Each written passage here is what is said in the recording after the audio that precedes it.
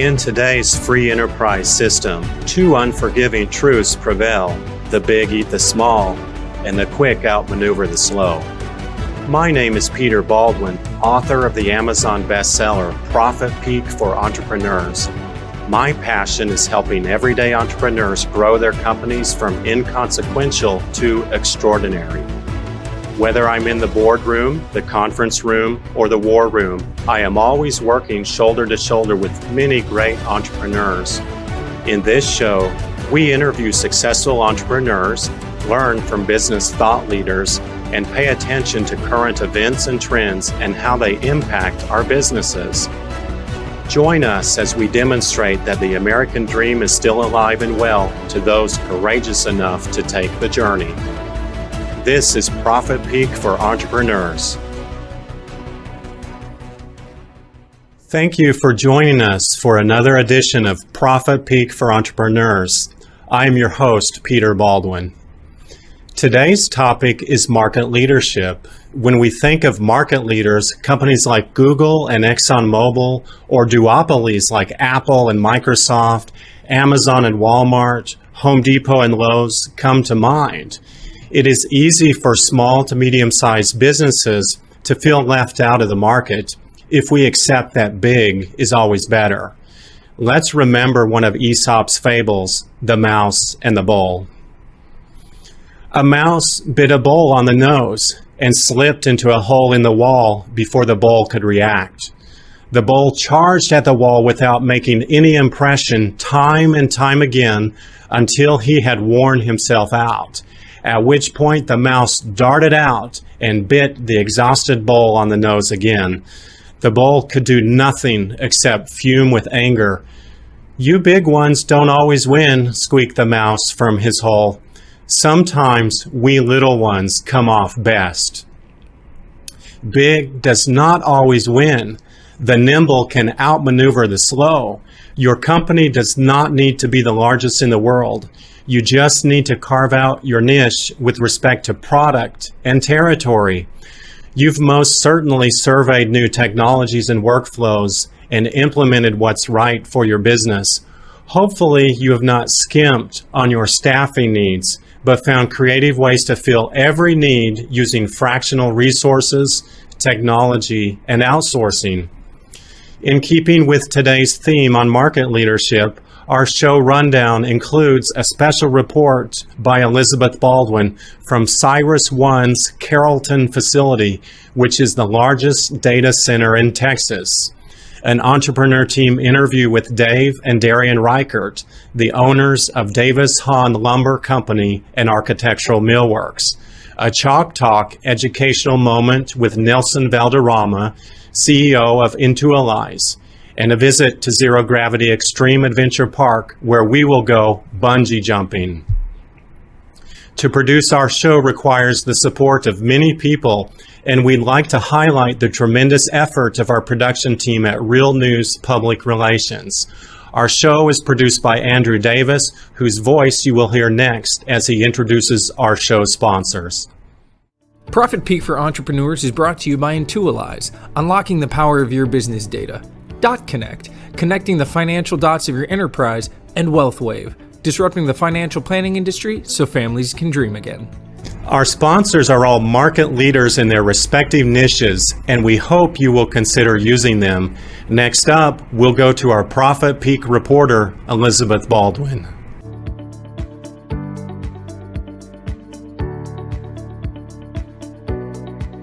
A year ago, I lived in Poland, where I grew accustomed to visiting grand castles that served as protective fortresses during medieval times.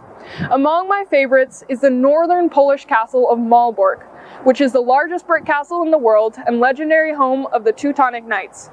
Malbork is quite grand, with layers of walls, multiple levels of towers, moats, and security checkpoints. I never would have expected to find a grand fortress when I returned home, but we have one here in Carrollton, Texas. This fortress, however, houses data, not gold. This particular data fortress is owned by CyrusOne, and it is the largest facility of its kind in Texas. Its 670,000 square feet of storage space are so large that it could house a fleet of Boeing 747 jumbo jets inside. It contains 7 server farms, each the size of half a football field, where data is hosted, protected, and accessed by some of the largest internet companies in the world, including Amazon, Facebook, and Samsung. To protect against infiltration, the data center includes multiple layers of security, strict access control checkpoints, biometrics, and video surveillance. The data is kept behind a firewall, and security threats are constantly monitored by the control room. The building is built to withstand natural disasters and contains its own cooling system with redundant power systems in the event of a power outage. In the unlikely event that the data center is destroyed, CyrusOne operates over 50 other global data centers. Each data center is capable of mirroring the data from another center. Within a 50-mile radius of this facility, there are at least 100 data centers operated by many different companies. Why am I talking about data centers? It's because your business data is one of your most precious assets. Your sensitive business data includes customer lists, buying preferences, pricing formulas, intellectual property, and financial performance. Unfortunately, your data has increasingly become the target of thieves seeking to steal it or hold it for ransom. It can even be lost during a natural disaster. Here in the Dallas area, it was just over a year ago when an EF3 tornado ripped through parts of Dallas, destroying homes and businesses and causing over $1.5 billion in damage. Data centers like this one are very impressive structures and are available for data hosting for small to medium-sized businesses that, just like larger companies, face the risk of data loss or theft. Every business owner should know how their data is stored. With safe data storing methods, your business can become a modern-day castle. I'm Elizabeth Baldwin, and this is Profit Peak News. Thank you, Elizabeth, for showing us that impressive data center. It's good to know what resources we have to help us manage our data better. Coming up, after a word from one of our sponsors, we'll meet Dave and Darian Reichert, owners of Hawn Lumber Company and Architectural Millworks.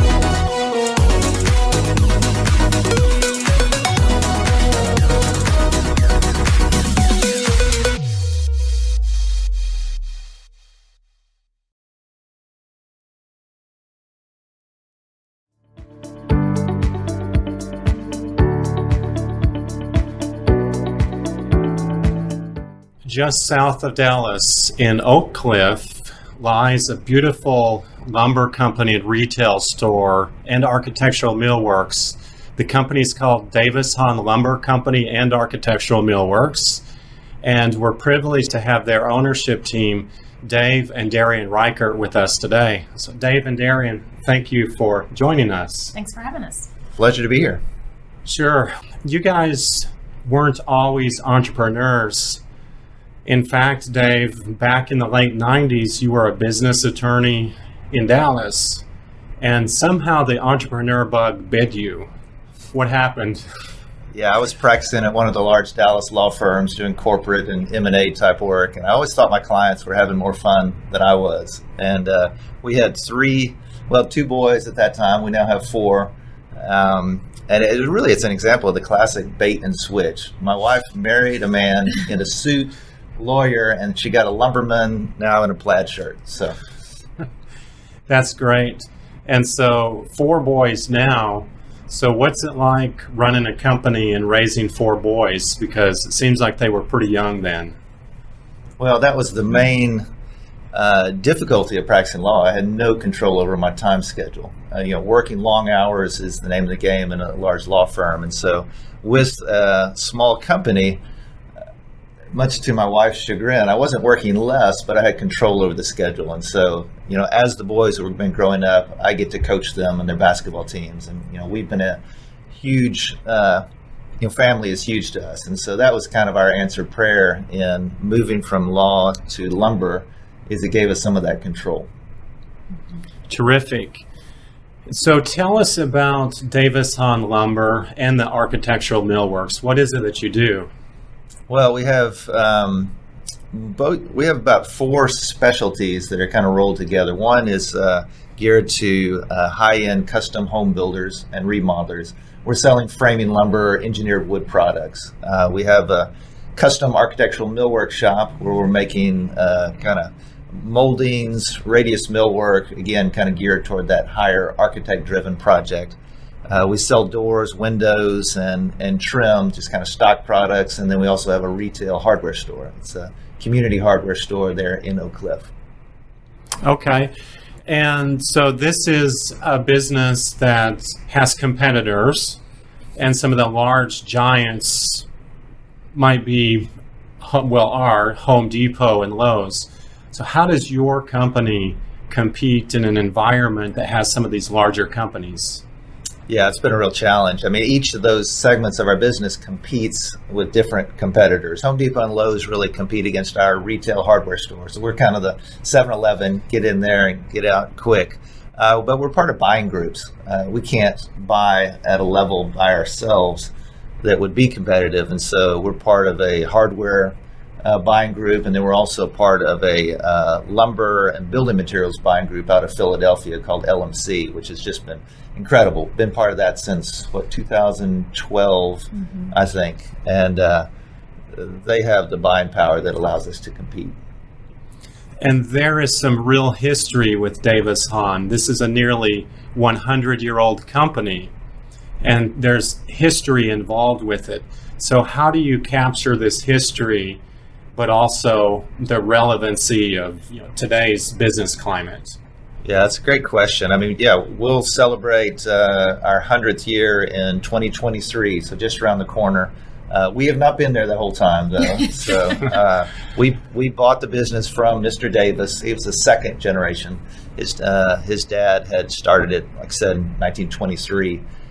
The history is a huge part for us. We love the history, and that's where Darian does a lot from a marketing standpoint, is trying to embrace that history. We're talking about durability, build to last, some of our other slogans, and yet kind of tying that with cutting edge technology and how we're trying to run the company and the equipment that we're using, I guess particularly in the millwork area, right? Mm-hmm. So your marketing message, personal touch, perhaps custom-made products. So how do you turn this into a message or your company branding?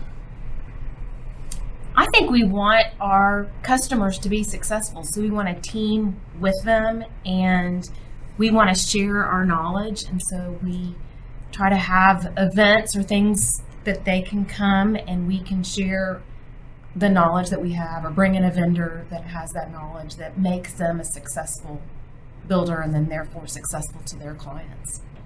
And this becomes a community event. So in the area where you're located in Oak Cliff, you have a following, but also the custom aspects of the company caters to these higher end and historical architecture structures.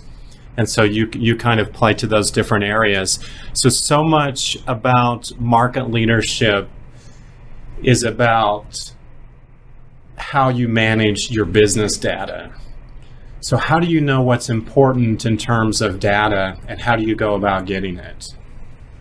Again, good question. It's taken me, I met one third generation lumberyard owner at a convention one time, and telling her some of my struggles, and she said, yeah, it usually takes about 15 years or so before you kind of settle in. And I was about year 15 there, and I still hadn't figured it out. But through this LMC group, I started going to roundtable events and started getting a lot of great benchmarking data and able to start comparing ourselves. And what that did was it started filling in kind of missing pieces to the puzzle. I'd come home and I'd say, I can't figure out why is this so difficult? I'm a fairly bright guy. This is I'm putting everything I've got into it, and we were still struggling in different parts. And so getting that outside feedback, having a moderator at roundtable events, having kind of an open book financial review from these other members, and then we started looking at different metrics, and so that started driving our business. And these other members, these are also lumber retailers. Tell us about the structure of that group. Yeah, they are. I was originally in EO, which is an entrepreneurs organization, with a lot of other small business, really pretty hard-charging entrepreneurs in different industries. But this roundtable group, they're all lumber and building material dealers across the country, from California to Indiana, Carolinas, Baltimore. And so I get the opportunity to see how they kind of navigate their respective markets, and but still the numbers are driving things. And so we'll meet in the spring, and we'll cover probably 100 metrics about our businesses, and then really narrow down saying, okay, which ones are really driving the business? What are the 5 or 6 that really make a difference? This year particularly or the last 10 or so months has had an additional challenge of COVID-19. How has your business been impacted by this pandemic? Not as we would have anticipated. I mean, at the end of March, we were ready to shut down, in a sense of, everybody was in a panic mode for the most part. And so sawmills kind of went into maintenance mode, stopped producing. We started, looking at different scenarios as far as, okay, what if our revenue's off 25%? What if it's off 50%? What are the moves that we've got to make? And so we anticipated being off 25% and made some moves immediately. However, what happened is once everybody got home, they started looking at their homes differently. And so they started looking at those delayed remodels. They started looking at backyard projects. And then the builders were deemed essential, and so they were able to continue to go. And so we've been kind of off to the races, particularly the lumber pricing got out of whack. And so it's been challenging in ways that we did not anticipate. Okay, so you're making it, and the construction industry itself is doing fairly well right now. So if you go in your business, this sense of taking care of your people is pretty important, and I was struck by this business concept of servant leadership. So talk to us about how you view your people and some of the things you do to create your team. Well, that was a big challenge here. We ended up having to pull back on some folks this spring, and that was devastating because we view ourselves as a family business. But given some of the incentives, it made more sense to do some cuts initially when people had the best chance to do other things. And so we had really, we feel like we're building relationships. That's kind of the one of the new slogans that you were playing around with the other day. How would you describe it? Yeah, I just think we're more about relationships with our staff and creating a culture that's enjoyable to be with, as well as those that we're serving. We want to be fun.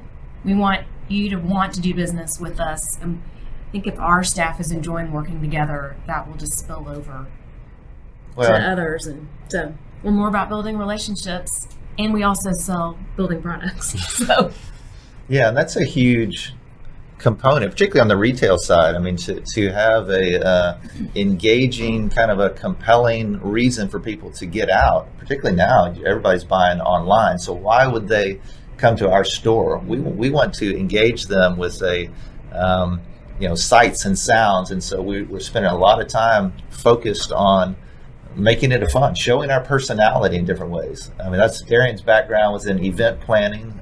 She's got a graphic design mind and just, creative mind. And so it's really fun kind of creating these events that you referred to earlier, but also through social media, through, and just kind of the presentation in the store. We want it to be an experience. An experience, exactly. An experience that they can't get somewhere else. Certainly not at a big box. But then we've got to be compelling from a knowledge standpoint. They've got to have great confidence when they walk in that we can solve their problem, that we can help them make their home the way they want it to be. This leadership starts from the top, and you're a husband and wife ownership team, and that itself helps create a culture in the company.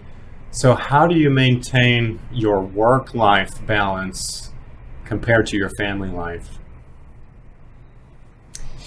I think it really just starts with our faith. I mean, when we're not about ourselves first, and how can we love and serve not only the people we work with, but also our kids.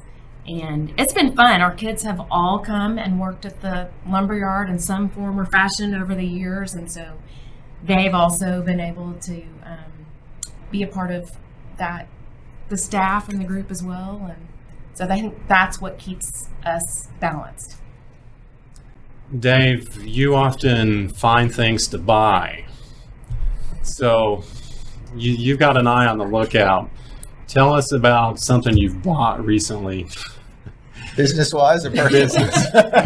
I bought a new Moffett forklift, a 4-way forklift that our team had been very excited about from a standpoint of taking care of our customers, putting loads anywhere we can on really tight lots. So it's about a $75,000 purchase. And so, yeah, I'm always kind of bouncing these capital expenditures off of my CFO and just saying, hey, is it time? Can I spend some money here? And I get some good accountability and discipline by having good advisors around me.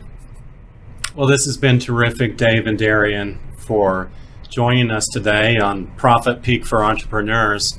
And thank you for being here. And we learned a lot from your experiences, and we wish you all the best going forward. Thank you, Peter. Thank you. Next up, after a word from our sponsor, we'll hear from Nelson Valderrama, CEO of Intuilize, who will share some ideas on how great companies use their data to become market leaders. As a mid-sized industrial distributor, you run a machine with plenty of moving parts. From sourcing to inventory management, sales operations to cash flow hurdles, optimizing every facet of your business can be an incredibly tall task. That's why we build Intuilize. Designed by industrial distributors for industrial distributors, Intuilize is a predictive analytics platform that captures and organizes the mission-critical data you need to maximize your business's growth and cash flow.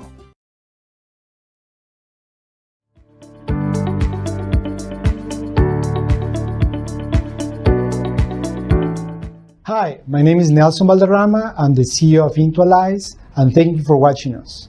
Today I will be talking about how to become a market leader. So if you can see here on the screen a couple of names, Amazon, Uber, Google, what do they have in common? So besides there being big companies and being known for everyone, they have one single thing in common. They're using data in order to become market leaders. So how did they do that? Just happen overnight? No, they really work really hard in order to get that happen. Let me just give you an example. If you are using any social media, I'm pretty sure you are getting a lot of ads. And all those ads are being prompted by what they are doing with your data and my data. So you were thinking about how to do this in your company. So let's talk about data. Basically data, it comes in data repositories and what you can do in analytics. What are data repositories? Data repositories are any system that you're using today in order to serve your customers. Either your ERP system, your CRM, your MRP, whatever you are using. If you are not using any of those ones, my advice for you is to buy one and start using it, because you won't be able to survive 10 years without it. So data repositories, how this could be used. Let me give you an analogy. If you are going to your doctor for your annual checkup, they will run a lot of tests, fluids, and blood tests, and they will let you know if you have something that you can improve, such as your cholesterol or your weight or your vitamin D lacking of, and then you do something in order to fix that. Happens exactly the same thing with your business. When you go back and you see what in those systems what you have, you can work with a coach, with a consultant, with your CFO, whatever you can work on in order to understand how you are doing, how's your cash flow, how are your goals, how is your budget. And that is very important, because the only way that you can improve is really to look into where you are and where you want to be. And I don't know about you, but I love about reaching my goals, especially in sales and in gross margin. So I encourage you to really use the data repositories that you have. Let's talk about leveraging analytics. And now maybe some of you are like, wow, that's too sophisticated. Really is not. Let me give you a couple of examples. For example, Google Maps, something that everyone uses, help us out to take us from point A to point C as fast as, or as convenient as we can. So Google Maps bought a couple of years ago Waze, and the reason why they do this is because Waze not only allow you to see how long it will take you to go from point A to point C, but also help you out to understand at what time do you need to depart from your home in order to arrive to a destination, maybe a meeting, maybe an appointment, whatever you have. So this is how Google Maps is helping you out with that. It's trying to predict something. You can use this in your company. You can start predicting your sales. You can start predicting how you can do in your supply chain. And this is something that if you know how to do it, there are a lot of companies out there that can help you out with that, but that's something that can really build into becoming you a marketing leader. The second thing is Netflix. I'm pretty sure all of us were using some kind of a streaming service, and Netflix, is one of the most known. And what they do is they capture data. Every time that we go and click pause, or we start a new series, or we go and skip, all that data is being kept. And what they are trying to understand is what you like and dislike. And you will see them prompting to you different series or different movies that you will be interested on. And that calls recommendations. And that's something that is being used for any of those big companies. And you can use that as well in your company. For example, you start recommending to your customers what new services they can buy, what new products can they buy from you. You can start recommending to your supply chain what to buy and know what to buy. So this is something that you can really work on. So let me give you a challenge for 2021. What are you doing with your data in order to become a market leader? And it's up to you. Thank you very much. This is Nelson Valderrama. Thank you, Nelson, for sharing your expertise on data management. Those were some great ideas. Coming up after a word from our sponsor, we'll step out to a local extreme adventure theme park known as Zero Gravity, where we'll go bungee jumping. We'll also meet Alan Putter, the president of Amusement Management International. For most small businesses, managing books, cash flow, and making informed decisions is a serious challenge. This is because of lack of an all-around team, information, and technology. The right solution has to be with a good mix of people, process, technology, and methodology. With a proven model to deliver results, .Connect's value proposition helps small businesses to run finance operations like the big corporations, with seasoned team and technologies, in-office and remote. Connecting the dots across finance functions, .Connect is the trusted advisor for small businesses to manage finance and accounting better and cost-effective. You can reach us at info@.connect.io.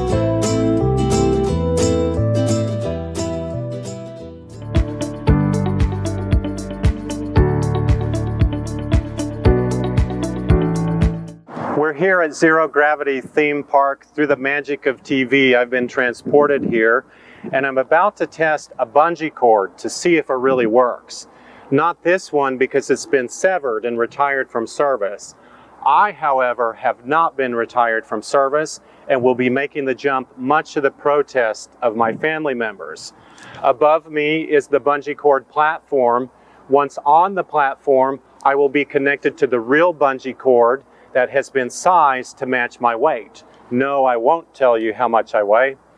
After peering off the edge of the platform and seeing my life flash before my eyes, I'll say a silent prayer, summon my courage, and dive headfirst off the platform.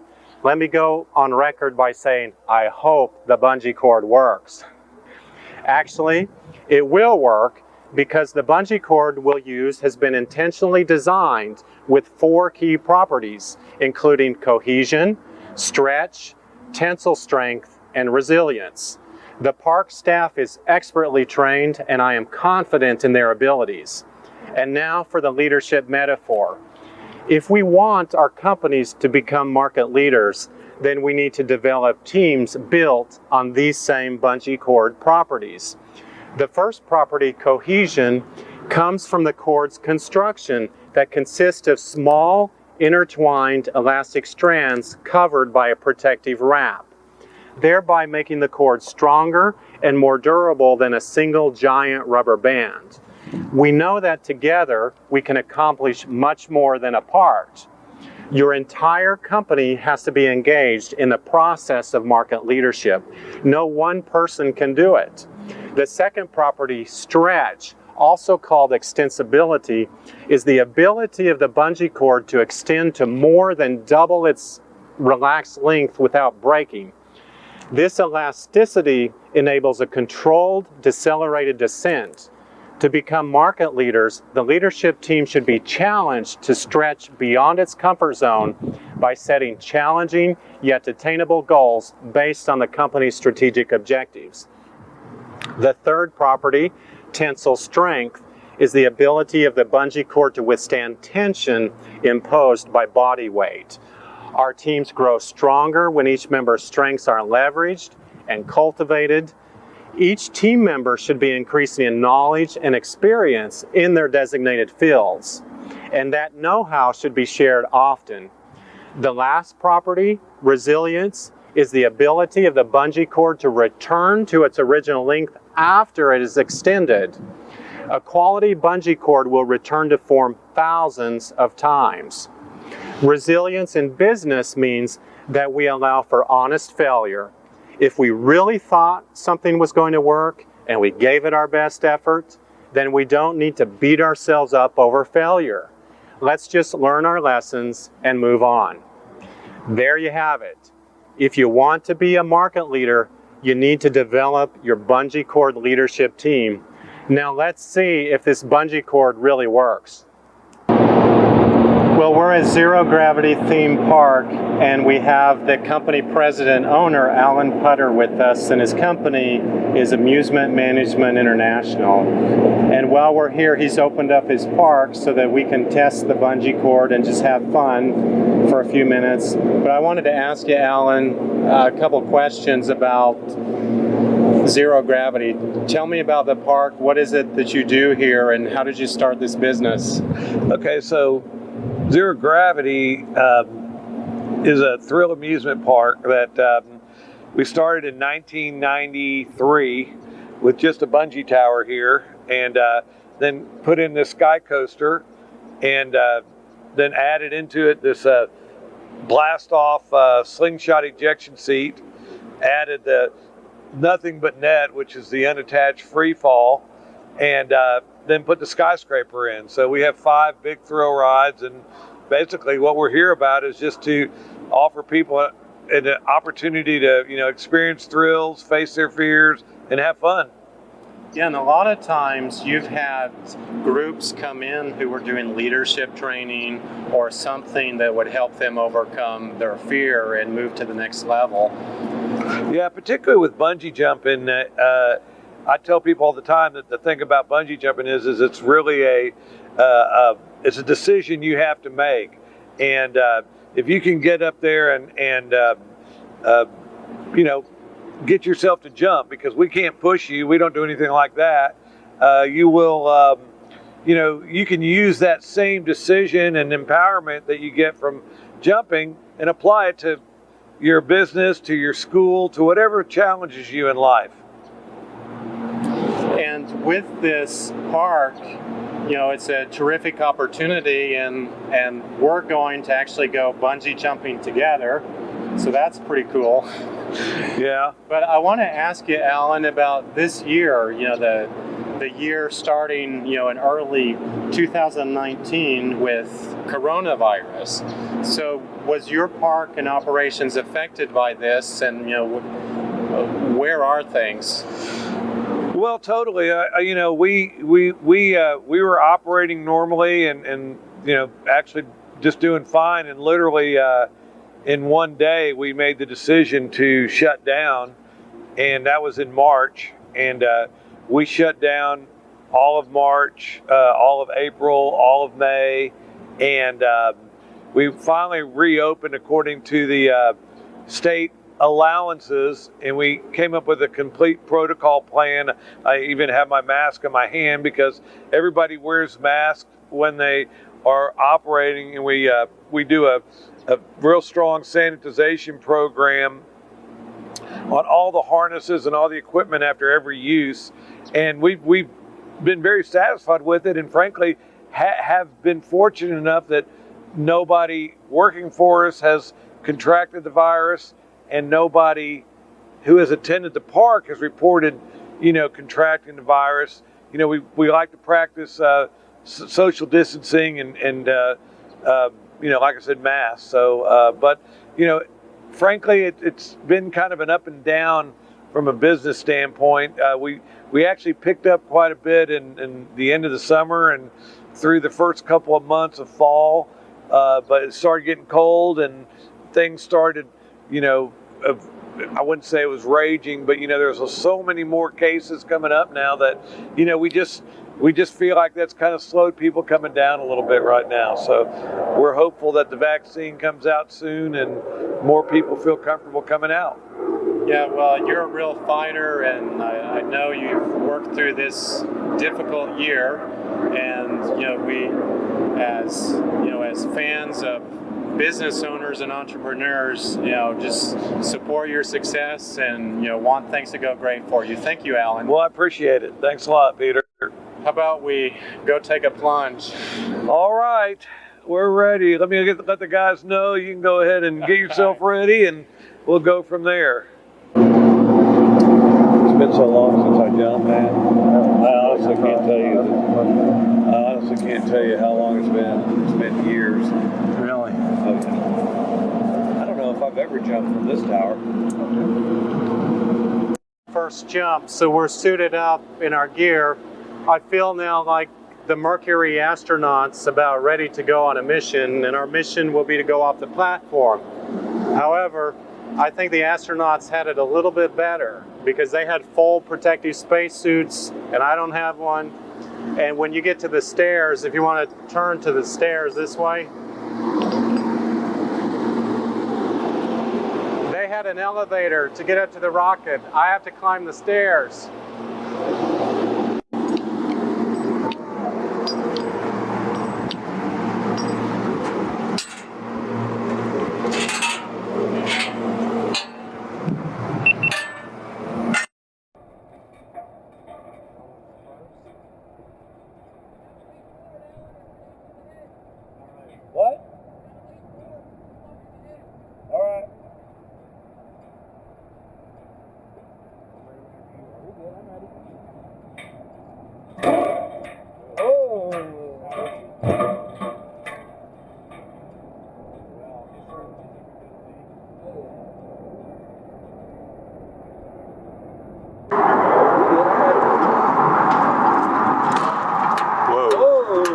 Is he?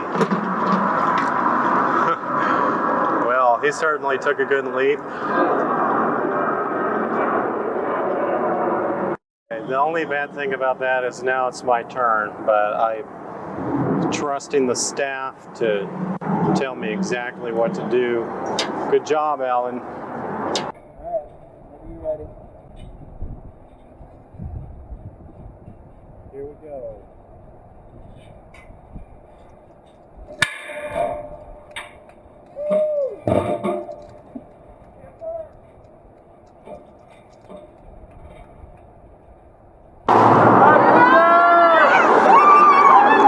Oh my gosh.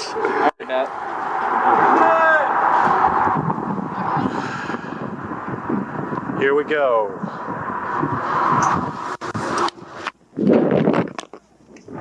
Woo! It works! And your leadership bungee cord team will work too.